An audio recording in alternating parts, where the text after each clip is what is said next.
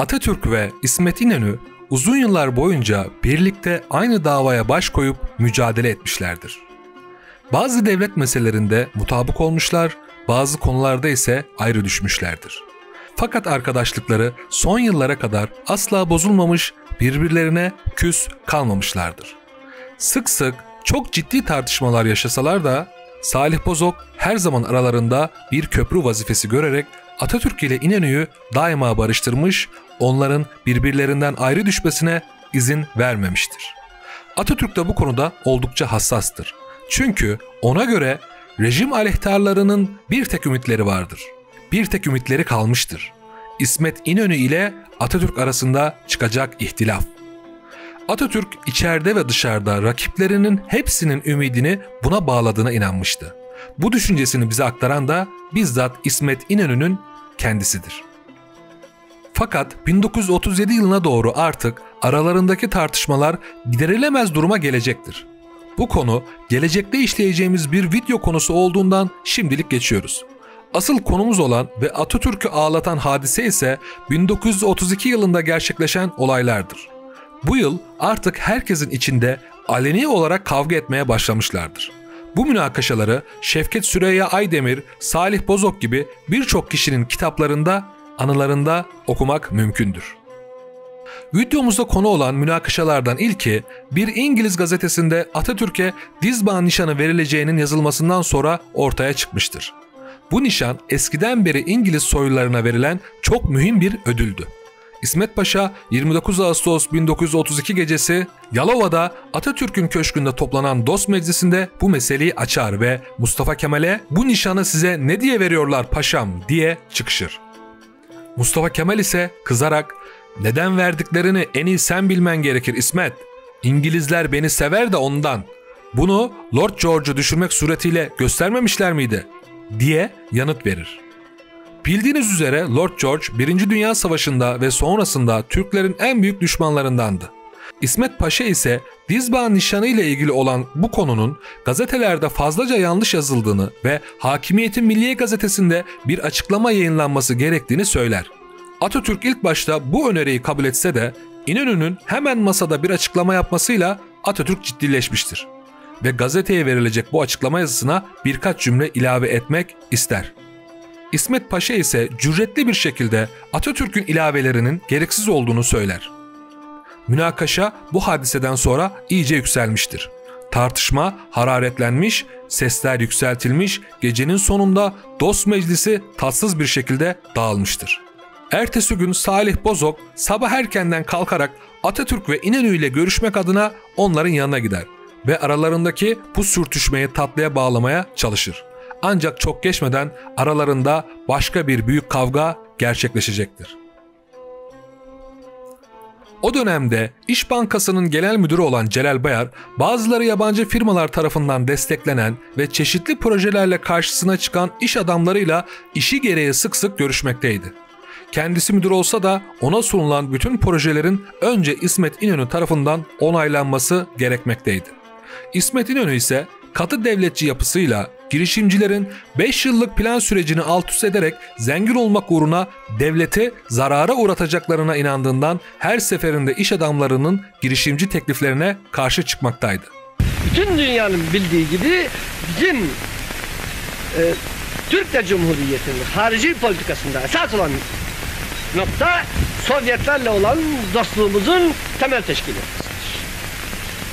Türkiye Cumhuriyeti'nin Sovyetlerle dostluğu en çetin zamanlarda başlamış, en çetin imtihanları geçirmiş, bugün için ve ati için iki milletin kalbine yerleşmiş esaslı bir politikadır.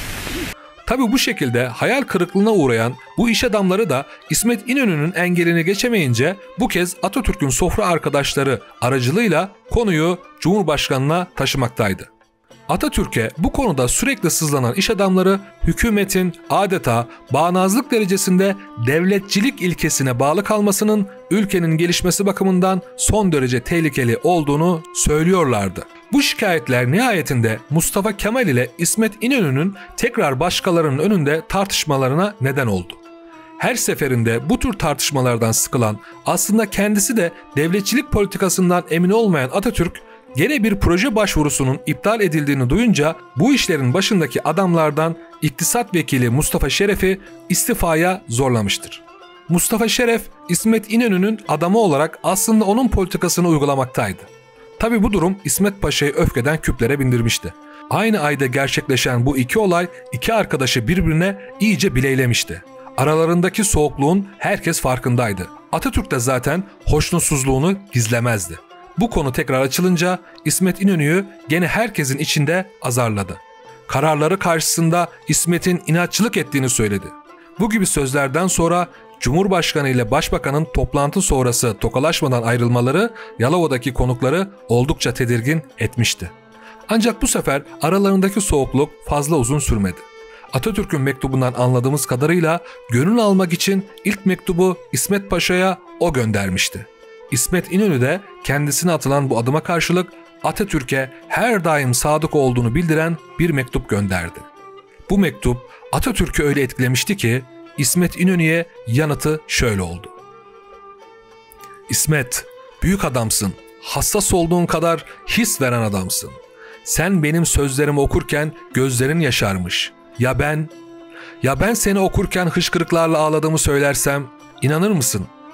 Bu duygularımı sofrada değil, kimsenin yanında değil, yatak odama çekildikten sonra mahremimle yazıyorum. Sen beni muhakkak ki çok seviyorsun. Ya ben seni...